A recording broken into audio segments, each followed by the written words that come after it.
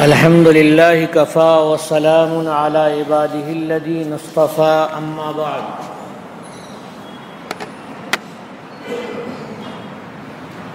أعوذ بالله من الشيطان الرجيم بسم الله الرحمن الرحيم وقالوا لن نؤمن لك حتى تفجر لنا من الأرض ينبوعا أو تكون له جنة من نخيل وعنب فتفجر الأنهار خلالها تفجيرا أو تسقط السماء كما زعمت علينا كسفا أو تأتي بالله والملائكة قبيلا أو يكون لك بيت من زخرف أو ترقى في السماء ولن نؤمن لرقيك حتى تنزل علينا كتابا نقرأه قل سبحان ربي هل كنت إلا بشرا رسولا۔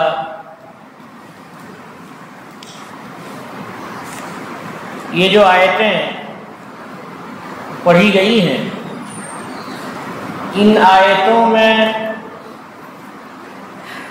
کفار مکہ کے مطالبے بیان کیے گئے ہیں۔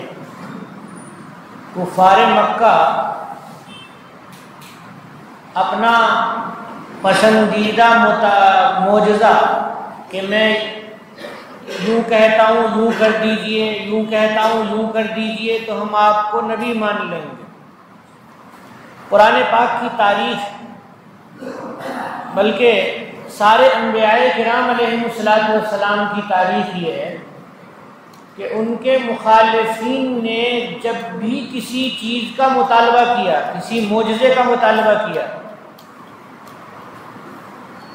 اور وہ معجزہ ظاہر ہوا، اللہ تعالیٰ نے پورا فرما دیا، تو مطالبہ کرنے والوں نے ایمان نہیں قبول کیا۔ یعنی مطالبہ کرنے سے پہلے تو یہ کہا کہ آپ ایسا کر دیجئے تو ہم مسلمان ہو جائیں گے، آپ ایسا کر دیجئے تو ہم ایمان والے ہو جائیں گے، لیکن جب اللہ تعالیٰ نے وہ چیز دکھا دی، ویسا کر دیا، تو ایمان نہیں قبول کیا، پیچھے ہٹ گئے۔ یہ سارے انبیاء کرام کی تاریخ، سارے انبیاء کرام کی تاریخ کہ ایسا ہی ہوا۔ حضرت نبی کریم صلی اللہ علیہ وسلم سے کفار مکہ بہت سارے مطالبے کیا کرتے تھے کہ اگر آپ مکہ کے پہاڑ کو سونا بنا دیں تو ہم لوگ سب مسلمان ہو جائیں گے، ہم مالدار ہو جائیں گے، سونے اکٹھا کر لیں گے اپنے گھروں میں اور ہم سب مسلمان ہو جائیں گے۔ کوئی کہتا تھا کہ یہ مکہ مکرمہ کا علاقہ ایسا ہے کہ یہاں کھیتی نہیں ہوتی ہے، آپ ایسا کیجئے کہ زمین کو برابر کر دیجئے، پہاڑ کو ڈھا کر کے زمین کو برابر کر دیجئے، جب زمین برابر ہو جائے اور پھر اس میں باغ لگا لیں گے ہم لوگ، اور باغوں کے بیچ بیچ میں نالیاں ہم بنا لیں گے۔ اگر آپ اللہ تعالیٰ کی طرف سے زمین کو برابر کر دیں، کاشت کے لائق ہو جائے، اور نہریں کھدوا دیں کہ خوب پانی ملنے لگے، وہاں پانی نہیں ملتا تھا، تو ہم مسلمان ہو جائیں گے، سارے مسلمان ہو جائیں گے۔ اللہ رب العالمین نے پہلے ہی کہا کہ فَأَبَى أَكْثَرُ النَّاسِ إِلَّا كُفُورًا، کہ سارے لوگوں نے، اکثر لوگوں نے ہر چیز سے انکار کیا مگر کفر سے انکار نہیں کیا، یعنی کافر ہی رہے، کسی معجزے پر انہوں نے ایمان قبول نہیں کیا۔ اس آیت میں اللہ تعالیٰ نے 8 معجزے بیان کیے ہیں جو وہ لوگ کہتے تھے۔ ان 8 معجزوں کو آپ تفصیل سے سنیے۔ نمبر 1، پہلا معجزہ یہی تھا کہ مکہ کی زمین میں آپ چشمے بہا دیجئے۔ چشمہ کسے کہتے ہیں؟ زمین کے نیچے سے اچانک پانی ابلنا شروع ہو جائے۔ ہمارے یہاں اچانک ابلنا شروع ہو جاتا ہے پانی، باڑھ کا علاقہ ہے تو کہیں سے بھی پھوٹ جاتا ہے اور پانی ابلنے لگتا ہے۔ حضرت موسیٰ علیہ السلام کا جو معجزہ ہے میدان تیہ میں، جس میدان میں بنی اسرائیل 40 سال تک گھرے رہے، تو وہاں پانی کے لیے اللہ تعالیٰ نے حضرت موسیٰ علیہ السلام سے کہا کہ آپ لاٹھی ماریے، تو ہر قبیلے کے لیے الگ الگ چشمے اللہ تعالیٰ نے وہاں پر پھوڑ دیے۔ کہا جاتا ہے کہ آج بھی حضرت موسیٰ علیہ السلام کا معجزہ ظاہر ہے اور ان چشموں سے پانی ابل رہا ہے، آج تک ابل رہا ہے۔ تو یہ مکہ کے رہنے والے رسول اللہ صلی اللہ علیہ وسلم سے یہ کہہ رہے تھے کہ زمین سے چشمے پھوڑوا دیجئے تاکہ ہمیں پانی ملنا شروع ہو جائے۔ حالانکہ اللہ تبارک و تعالی نے زمزم کا کنواں ان کے لیے ہی کھودوا دیا تھا۔ زمزم جو ہے وہ چشمہ ہے کہ حضرت جبریل علیہ السلام آئے اور جبریل علیہ السلام نے اپنا پر مارا اور چشمہ ابل پڑا۔ کہاں پہ پر مارا؟ جہاں پہ حضرت اسماعیل علیہ السلام پیر مار رہے تھے۔ تو یہ جو کہا جاتا ہے، آپ سنے ہوں گے کہ حضرت اسماعیل علیہ السلام کے پیر مارنے کی جگہ میں یہ چشمہ پھوٹا، یہ ان کے پیر مارنے سے نہیں پھوٹا، حضرت جبریل علیہ السلام کے پر مارنے سے پھوٹا۔ اور فرشتے بڑے طاقتور ہوتے ہیں، اور جب اللہ تعالیٰ کے حکم کے ساتھ ہو تو پتہ نہیں کتنی ان کی طاقت بڑھ جاتی ہے کہ ان کے پر مارنے سے زمین بہت دور تک پھٹ گئی اور پانی ابل پڑا۔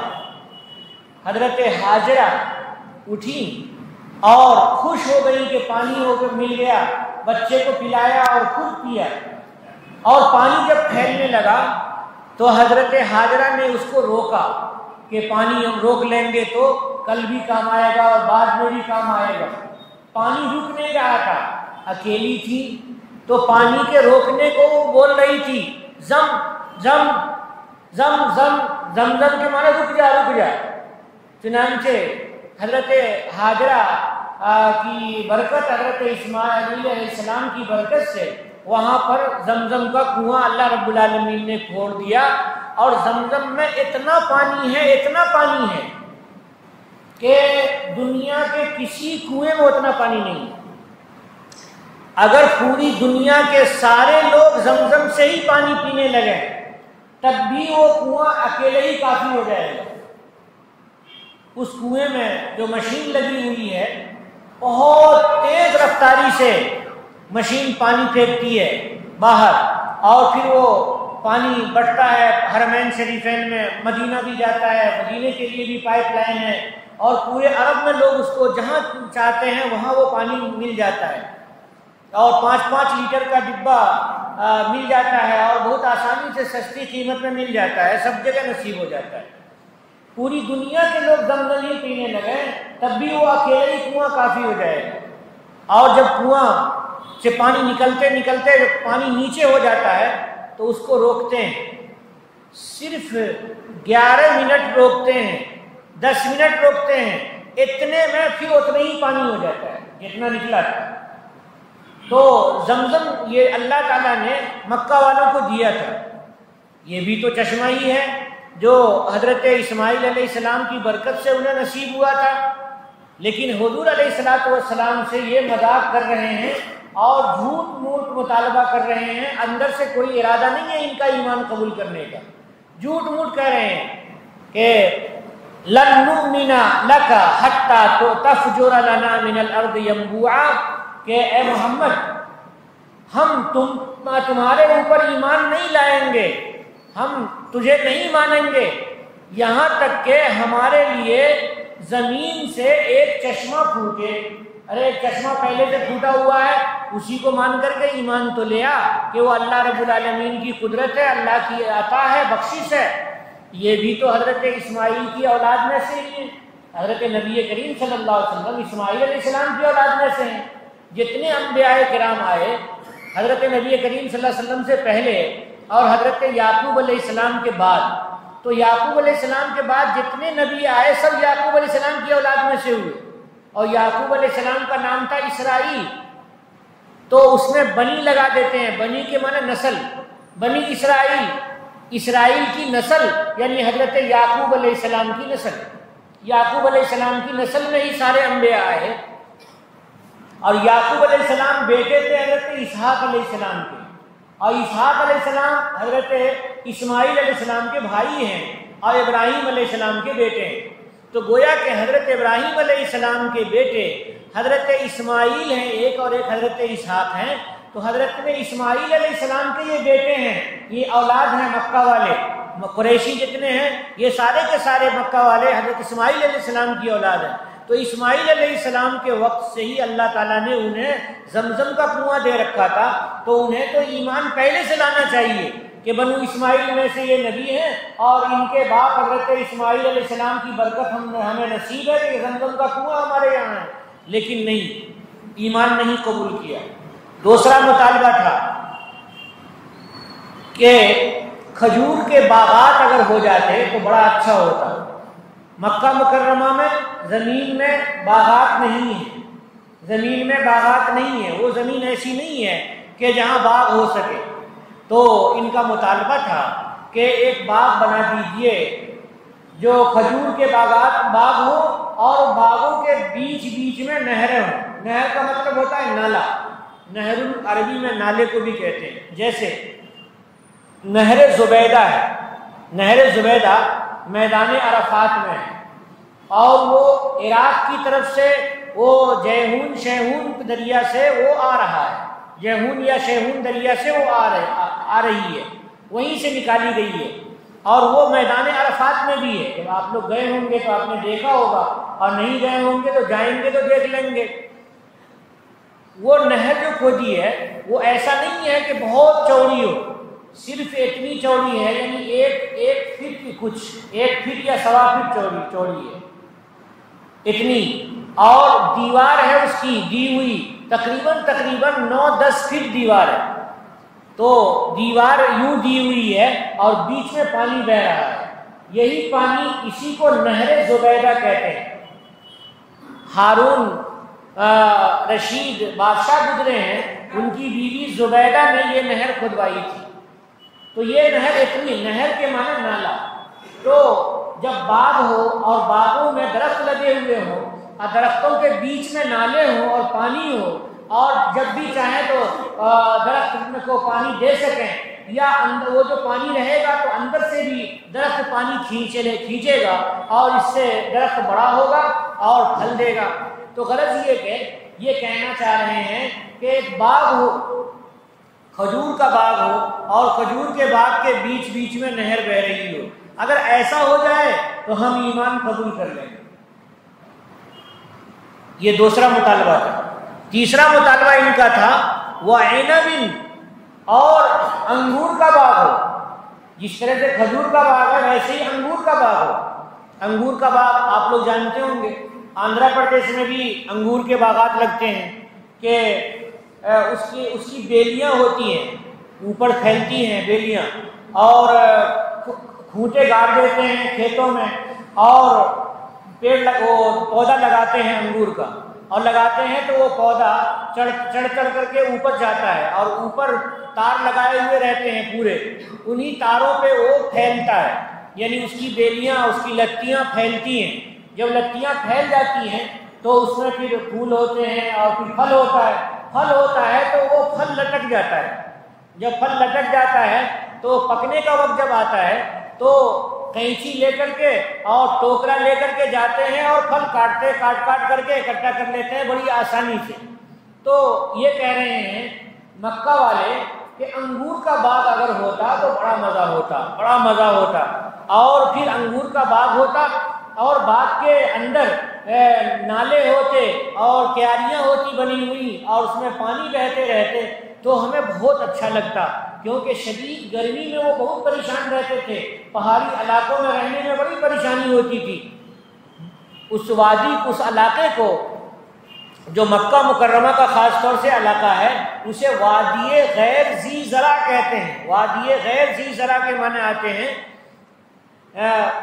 بلا کھیتی والا علاقہ، ایسا علاقہ جہاں کھیتی نہ ہو، تو بالکل چٹیل میدان نظر آتا رہتا ہے اور پہاڑ نظر آتے رہتے ہیں، تو تیسرا مطالبہ ان کا یہ تھا کہ ہمارے انگور کا باغ ہو، او تکون لک جنت من نخیل وعنب، کہ آپ کا یعنی محمد رسول اللہ صلی اللہ علیہ وسلم کا ایک کھجور کا باغ ہو اور ایک انگور کا باغ ہو، پھر نہریں جاری ہوں یعنی نالیاں جاری ہوں، ان کے بیچ بیچ میں بہت ساری نالیاں جاری ہوں، فتفجر الانہار خلالہا تفجیرا، کہ آپ بہائیں نالیوں کو ان کے بیچ بیچ میں بہت زیادہ بہت کثرت سے۔ تو یہ تیسرا مطالبہ تھا۔ چوتھا مطالبہ تھا کہ ارے اگر ہم لوگ نہیں مانتے ہیں اور آپ بار بار کہتے ہیں کہ اللہ رب العالمین کا عذاب آ جائے گا، آسمان سے عذاب آ جائے گا اور پتھر کی بارش ہو جائے گی، آگ کی بارش ہو جائے گی اور آندھی آ جائے گی اور طوفان آ جائے گا، تو آپ ایسا کیجئے کہ آسمان سے آسمان کے ٹکڑے توڑ توڑ کر کے گرا دیجئے۔ اللہ کو کہیے کہ وہ آسمان کے ٹکڑے توڑ توڑ کر کے گرا دیں ہمارے اوپر، بس ہم لوگ سارے لوگ مسلمان ہو جائیں گے، مان لیں گے کہ ہاں آپ نبی ہیں اور آپ کا یہ معجزہ ہے اور اللہ تعالیٰ نے آپ کی بات مان لی۔ یہ سب مذاق تھا ان کا۔ تو چوتھا مطالبہ تھا او تسقط السماء کما زعمت علینا کسفا، کسفن کے معنی ٹکڑا، یا گرا دیں آپ آسمان سے جیسا آپ خیال کرتے ہیں۔ یعنی وہ کہتے تھے ہمیں تو یقین نہیں ہوتا ہے کہ آسمان سے پتھر کی بارش ہو سکتی ہے اور ہمیں تو یقین نہیں ہوتا ہے، لیکن آپ اگر چاہیں تو آسمان کے ٹکڑے کر کے اور ٹکڑے ٹکڑے کر کر کے پتھر کی بارش کر دیں، کسفن زعمت علینا کسفن، کہ آسمان سے جیسا آپ کا خیال ہے کہ آسمان کے ٹکڑے برسا دیں۔ تو یہ چوتھا مطالبہ ہوا۔ پانچواں مطالبہ یہ تھا کہ اللہ تعالیٰ سامنے سامنے آ جائیں، جیسے بنی اسرائیل نے حضرت موسیٰ علیہ السلام سے کہا تھا کہ ہم آپ کو نہیں مانیں گے یہاں تک کہ اللہ تعالیٰ کو سامنے سامنے دیکھ لیں۔ تو حضرت موسیٰ علیہ السلام کے ماننے والوں نے بھی حضرت موسیٰ علیہ السلام سے بیجا مطالبہ کیا تھا، کیونکہ اس آنکھ میں اللہ تعالیٰ نے اتنی طاقت نہیں دی ہے اس دنیا میں کہ یہ آنکھ اللہ تعالیٰ کو دیکھ سکے۔ جنت میں یہ طاقت اللہ تعالیٰ آنکھ کو دیں گے کہ انسان دیکھ سکے گا۔ جنت میں جو سب سے بڑی نعمت ہے وہ اللہ تعالیٰ کا دیدار ہے، آنکھ میں وہ طاقت اللہ تعالیٰ قیامت کے دن عطا فرمائیں گے، دنیا میں طاقت نہیں ہے۔ حضرت موسیٰ علیہ السلام نے کہا رب ارنی انظر الیک، اے اللہ مجھے دکھا دیجئے، میں آنکھ سے دیکھنا چاہتا ہوں آپ کو، میں آپ کو آنکھ سے دیکھوں گا۔ تو حضرت رب العالمین کی طرف سے جواب آیا لن ترانی، ہمیں دیکھ نہیں سکتے ہو، لن ترانی ہرگز نہیں دیکھ سکتے ہو۔ اب موسیٰ علیہ السلام نبی تھے، ان کا مطالبہ تھا، تو اللہ تعالیٰ نے بتایا کہ دیکھو اس دنیا میں دیکھ نہیں سکو گے، تم پہاڑ کو دیکھو اور میں صرف اپنی تجلی اس پہ ڈال دیتا ہوں، پھر دیکھو کہ پہاڑ رکتا ہے یا نہیں رکتا ہے۔ تم جو سوچ رہے ہو اور مطالبہ کر رہے ہو یہ مطالبہ اس دنیا میں پورا نہیں ہو سکے گا۔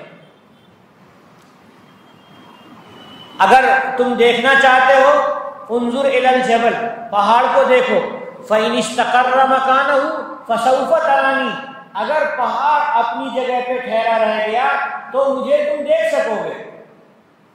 فلما تجلی ربہ للجبل، تو جب اللہ تعالیٰ نے اپنی تجلی فرمائی پہاڑ پر، جعلہ دکا، تو پہاڑ ریزہ ریزہ ہو گیا، ٹوٹ پھوٹ گیا، اور موسیٰ علیہ السلام کو اتنی ہیبت ہوئی، اتنا ڈر ہوا کہ بے ہوش ہو گئے۔ وخر موسیٰ صعقا، اور موسیٰ علیہ السلام بے ہوش ہو کے گر گئے۔ جب ہوش میں آئے تو کہا اے اللہ میں توبہ کرتا ہوں، اے اللہ میں توبہ کرتا ہوں، میں نے بہت ایسا مطالبہ کر لیا ہے، ایسا جو مطالبہ نازیبا کا نامناسب تھا، آپ کی شان اقدس کے نامناسب تھا، اس لیے اس مطالبے سے میں معافی مانگتا ہوں، آپ مجھے معاف فرما دیجئے۔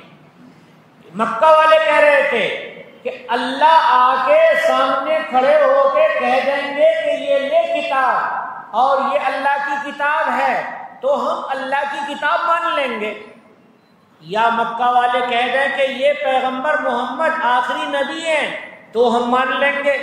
کہہ رہے ہیں او تأتی باللہ، اللہ آ جائیں تب وہ مانیں گے۔ آگے ہے والملائکۃ قبیلہ، قبیلہ کے معنی آمنے سامنے۔ نمبر کون سا تھا؟ چھٹا۔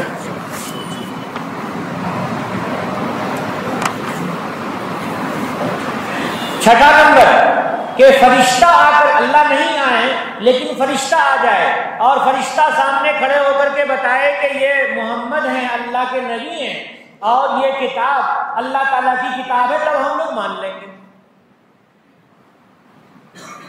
او تأتی باللہ والملائکۃ قبیلہ، تو یہ ایسا کیسے ہو سکے گا یہ کہ یہ لوگ جو کہیں سو مطالبہ ان کا پورا کر دیا جائے؟ ٹھیک ہے، اگر وہ دل سے کہتے، مذاق نہیں کرتے ہوتے تو اللہ رب العالمین فرشتوں کو سامنے کھڑا کرنے کا بھی معجزہ پورا کر سکتے تھے، لیکن اللہ رب العالمین نے دیکھا کہ یہ ان کی نیت صحیح نہیں ہے، جب نیت صحیح نہیں ہے تو دکھا کر کے کیا ہوگا، اس لیے ان کی بکواس ہے۔ اردو کا شعر ہے کہ دل ہی نہ چاہے بہانے ہزار، جب انسان کا دل نہیں چاہتا ہے کسی کام کا تو بہت سارے بہانے بناتا رہتا ہے، تو ان کا بھی ارادہ محمد رسول اللہ کو آخری نبی ماننے کا نہیں تھا، اور ان کا ارادہ کتاب اللہ کو، قرآن کو آخری کتاب ماننے کا نہیں تھا، اس لیے اللہ رب العالمین نے ان کے مطالبے کو پورا نہیں فرمایا۔ اب ساتواں مطالبہ کہ ہم لوگوں کا تو نہیں، آپ کا گھر سونے کا ہونا چاہیے۔ یہ سوچتے تھے کہ بادشاہ جیسے سونے چاندی کی کرسیاں بنا کر کے بیٹھتا ہے تو ویسے یہ محمد ہیں، ان کے پاس سونے کا گھر ہونا چاہیے، پورا کا پورا گھر سونے کا ہونا چاہیے۔ اس کو فرما رہے ہیں او یکون لک بیت من زخرف، یا یہ کہ آپ کا ایک سونے کا گھر ہو تب ہم لوگ مان لیں گے آپ کو نبی۔ ارے سونے چاندی کا ہو تب ماننے کی کیا فضیلت ہو جائے گی؟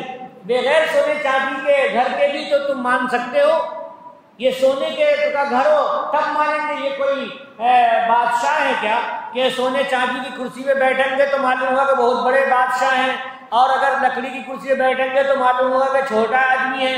ایسا تو نہیں ہے۔ اللہ رب العالمین نے جو معجزات کو پورا نہیں کیا، یہ ان کے مطالبے کو پورا نہیں کیا، اس کی وجہ یہ تھی کہ اللہ یہ بتا رہے ہیں کہ اے محمد، آپ سے جو یہ مطالبہ کر رہے ہیں آپ ان کو بتائیے کہ میں تو انسان ہوں اور رسول ہوں، پیغمبر ہوں، انسان ہوں مگر پیغمبر ہوں، میرا مرتبہ سارے انسانوں سے اونچا ہے، میں پیغمبر ہوں، لیکن اللہ نہیں ہوں۔ تم جو کہہ رہے ہو کہ سونے کا گھر ہو اور میں اپنے سے سونے کا گھر بنا لوں، یہ ایسا کیسے ہو سکتا ہے؟ میں کوئی اللہ ہوں، پہاڑ کو سونے کا بنا دوں جیسا تم کہہ رہے ہو تو کیا میں اللہ ہوں؟ ہرگز نہیں۔ یہ ساتواں مطالبہ تھا۔ آٹھواں مطالبہ یہ تھا ان کا او ترقا فی السماء، اے محمد آپ جو کہتے ہیں کہ اللہ کی کتاب ہے اور آسمان سے آئی ہے، آسمان پہ آپ چڑھے تھے سیڑھی لگا کر کے، اگر آسمان پہ آپ چڑھے نہیں تو کیسے مان لیں کہ یہ اللہ کی کتاب ہے؟ آپ آسمان پہ چڑھیے، ترقا فی السماء، آپ آسمان پہ چڑھیے اور آسمان پہ چڑھ کر کے اور وہاں سے کہیے کہ دیکھو میں چڑھ گیا ہوں آسمان پر اور اللہ کی کتاب تم کو دے رہا ہوں، وہیں سے آپ کتاب ہم سب لوگوں کے اوپر پھینک کر کے پہنچا دیجیے۔ او ترقا فی السماء، آسمان پہ چڑھیے۔ لیکن یہ دیکھیے ایسے اگر آپ آسمان پہ چڑھ بھی جائیں گے، وہ سوچتے تھے کہیں چڑھ جائیں، تو اگر آسمان پہ چڑھ بھی گئے تو بھی ہم آپ کے چڑھنے کو نہیں مانیں گے، یہاں تک کہ آپ وہاں سے ایک کتاب پھینک دیں، ایک کتاب اتار دیں اور کہیں کہ یہ لو اللہ کی کتاب ہے، آسمان سے میں پھینک رہا ہوں تمہارے لیے۔ یہ 8واں مطالبہ تھا، کہہ رہے ہیں وَلَن نُؤْمِنَ لِرُقِيِّكَ، اور ہم آپ کے چڑھنے کو نہیں مانیں گے، حَتَّى تُنَزِّلَ عَلَيْنَا كِتَابًا، یہاں تک کہ آپ ایک کتاب اتار دیں، وہیں سے ایک کتاب اتار دیں، تب ہم سمجھیں گے کہ آپ چڑھے ہوئے ہیں آسمان پہ، ورنہ ہمیں نہیں پتہ چلے گا۔ اور کتاب ایسی ہونی چاہیے کہ ہم پڑھیں اس کو، حَتَّى تُنَزِّلَ عَلَيْنَا كِتَابًا نَقْرَؤُهُ، کہ ہم اس کتاب کو پڑھیں تب سمجھیں گے کہ آپ نبی ہیں۔ یہ کیا ہے کہ آپ یہی زمین پہ گھومتے ہیں اور کہتے ہیں اللہ کی کتاب ہے اور ہم مان لیں۔ یہ 8 قسم کے مطالبے کیے تھے مکہ والوں نے، اللہ رب العالمین نے سب کا یہی جواب دیا، اے انسانوں تم اپنے کو اللہ کا بندہ مان لو اور مجھے بھی اللہ کا بندہ مان لو۔ مجھے تم خدا کیوں سمجھتے ہو کہ یوں کر دو اور یوں کر دو، میں کیوں کر دوں؟ میں کیسے کر سکتا ہوں؟ میرے بس میں تو کچھ بھی نہیں ہے، میرے بس میں تو کچھ بھی نہیں ہے۔ ساری قوت اللہ رب العالمین کے ہاتھ میں ہے، ساری طاقت اللہ تعالیٰ کے ہاتھ میں ہے۔ اللہ چاہیں گے تو کریں گے، اللہ چاہیں گے تو نہیں کریں گے۔ میں کون ہوتا ہوں کرنے والا کہ میں تمہارے لیے آسمان سے کتاب اتاروں اور میں گھر بنا لوں سونے کا اور میں انگور کا باغ بناؤں اور کھجور کا باغ بناؤں؟ یہ کیا میں اپنے من سے کر لوں گا کیا؟ نہیں، میرے رب چاہیں گے تب ہوگا۔ جو اللہ چاہتے ہیں سو ہوتا ہے، میرے چاہنے سے نہیں ہوگا اور تمہارے مطالبے کرنے سے نہیں ہوگا۔ تم اللہ رب العالمین پر ایمان لاؤ اور مجھے نبی مان لو اور اس کتاب کو اللہ کی کتاب مان لو، اور ٹھنڈے دل سے سوچو کہ اس کتاب میں جو بات لکھی ہوئی ہے کیا کوئی انسان لکھ سکتا ہے؟ کیا کوئی بنا سکتا ہے اپنے سے؟ اگر تم سوچتے ہو کہ یہ اللہ کی کتاب نہیں ہے تو تم بھی تو عربی جاننے والے ہو، تم بھی ایسی کتاب لکھ لو اور لکھ کر کے بتاؤ کہ یہ میں نے کتاب لکھی ہے اور اللہ کی کتاب سے اچھی کتاب ہے، یا کم سے کم اللہ کی کتاب کے برابر کتاب ہے۔ قل سبحان ربی، آپ کہیے کہ میرے پروردگار کی ذات کی پاکی میں بیان کرتا ہوں، خوب بیان کرتا ہوں۔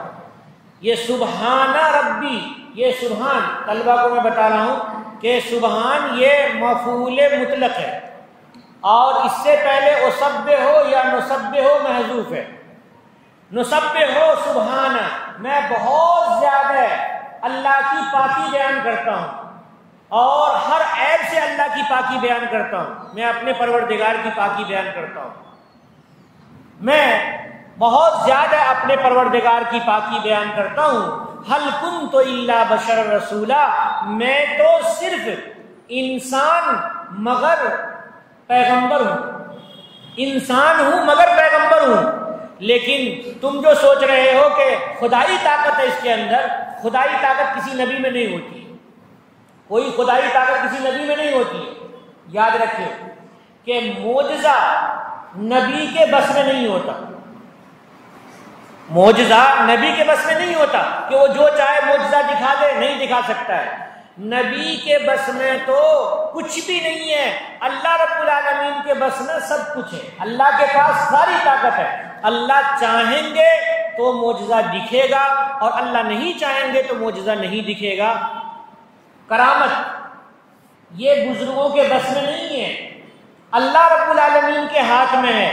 اللہ تعالیٰ کسی بندے کی عزت افزائی کے لیے کوئی چیز ان کے ہاتھ پہ ظاہر فرما دیتے ہیں تو یہ اللہ کی قدرت ہے، اس بزرگ صاحب کی کوئی قدرت نہیں ہے۔ اس لیے کرامت دیکھ کر کے جو لوگ بزرگ مانتے ہیں یہ احمق ہیں۔ کرامت دیکھ کر کے بزرگ نہیں مانا جاتا ہے، بزرگ مانا جاتا ہے سنتوں پہ عمل کرنے والا دیکھ کر کے کہ آدمی سنت پہ عمل کر رہا ہے یا نہیں کر رہا ہے۔ اگر کر رہا ہے تو وہ بزرگ ہے اور نہیں کر رہا ہے تو بزرگ نہیں ہے۔ اگر کوئی آدمی ہوا میں اڑ رہا ہے لیکن سنت کے خلاف ہے تو ہوا میں اڑنے کی وجہ سے اسے بزرگ نہیں مانا جائے گا، کیونکہ جادوگر بھی ہوا میں اڑنے لگتے ہیں، اس لیے ان کو بزرگ نہیں مانا جا سکتا ہے۔ بزرگ اسی کو مانا جائے گا جو سنت کا پابند ہو، نبی اس کو ہی مانا جائے گا جو جس پر قرآن پاک قرآن نازل ہوا اور فرشتے نازل ہوئے اور اللہ رب العالمین نے ان کو اپنا میسنجر اپنا پیغمبر بنایا تب ہم ان کو مانیں گے. ایسا نہیں ہے کہ نبی کے بس میں معجزہ ہے اور بزرگ کے بس میں کرامت ہے, ایسا کچھ بھی نہیں. تو اللہ تعالیٰ یہاں نبی کریم صلی اللہ علیہ وسلم فرما رہے ہیں کہ آپ کا اللہ کی طرف سے حضور فرما رہے ہیں آپ کہہ دیجئے هل كنت الا بشرا رسولا کہ میں تو انسان رسول ہوں. میں کہاں اللہ ہوں کہ میں تمہارے سارے معجزات کو پورے کر سکتا ہوں, یا میں چاہوں کہ میرے لیے سونے کا گھر ہو جائے اور یوں ہو جائے اور یوں ہو جائے, کچھ بھی نہیں, سارا اللہ کے ہاتھ میں. اس کے بعد اللہ تعالیٰ آگے فرماتے ہیں کہ یہ مشرکین اگر ان کے سارے مطالبے پورے کر دیے جائیں, جتنا انہوں نے مطالبہ کیا سارے مطالبے پورے کر دیے جائیں, پھر بھی یہ آپ کو رسول نہیں مانیں گے.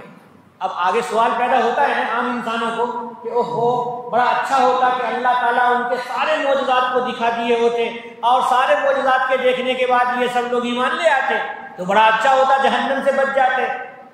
تو اس کا جواب اللہ تعالیٰ آگے دے رہے ہیں کہ یہ لوگ سارے معجزات دکھانے کے بعد بھی آپ کو رسول نہیں مانیں گے. کیوں نہیں مانیں گے؟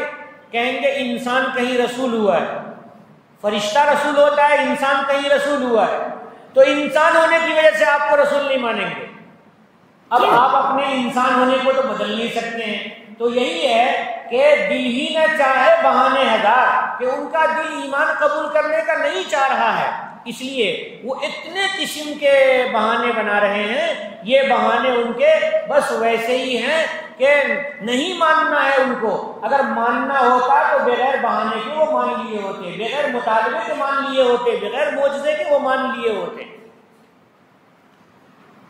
اللہ رب العالمین کہتے ہیں کہ آخر میں جب یہ کہیں گے کہ آپ انسان ہیں تو ہم نہیں مانیں گے, آپ فرشتہ ہوتے تو ہم مان لیتے. تو یہ بتاؤ کہ یہ فرشتہ, اگر ہم زمین پر فرشتہ بھیجتے تو کیسے بھیجتے؟ فرشتہ تو بہت باریک ہے, فرشتے کو تو دیکھ ہی نہیں سکتے. جیسے میں نے آپ کو بتایا تھا کہ انسان جسم والا ہے اور کثیف ہے. کثیف کے معنی موٹا گاڑھا, جس کا جسم, انسان کثیف ہے. اور جن لطیف ہیں, لطیف کے معنی باریک, اور فرشتے الطف ہیں, بہت باریک.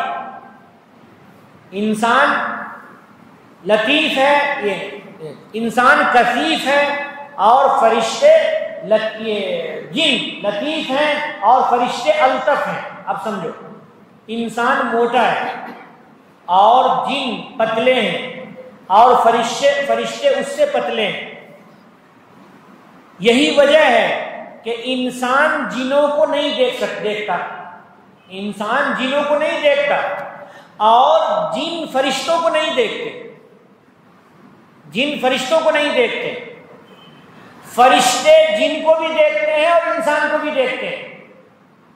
اب یہاں پر آئیے کہ اگر اللہ تعالیٰ فرشتے کو رسول بنا کر کے بھیجتے تو فرشتہ انسان کو نظر آتا؟ بتائیے, نظر آتا؟ نہیں آتا.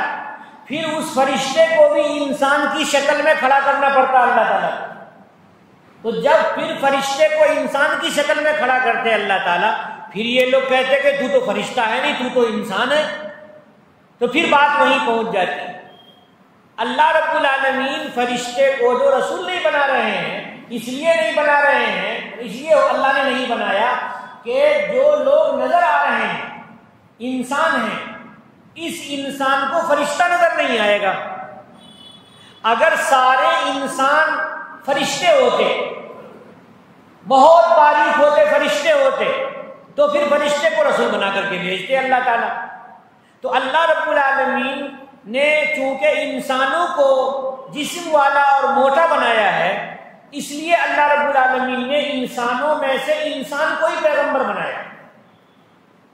اگر انسان کے علاوہ اللہ فرشتے کو پیغمبر بناتے تو انسان دیکھ نہیں سکتے تھے, اور پھر اگر دکھنے کے لیے انسان بناتے تو کہتے کہ یہ تو فرشتہ نہیں ہے, یہ تو انسان ہے, پھر لوگ نہیں مانتے. روئے زمین پر اگر فرشتے ہی فرشتے ہوتے تو اللہ تعالیٰ پیغمبر فرشتہ ہی کو بنا کر کے بھیجتے.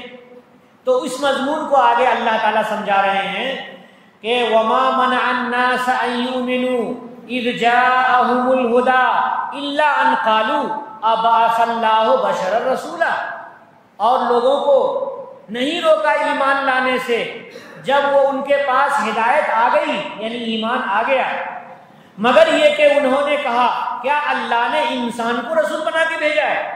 یعنی انسان کو رسول بنا کر کے اللہ نے بھیجا ہے، یہی ان کا اعتراض ہے۔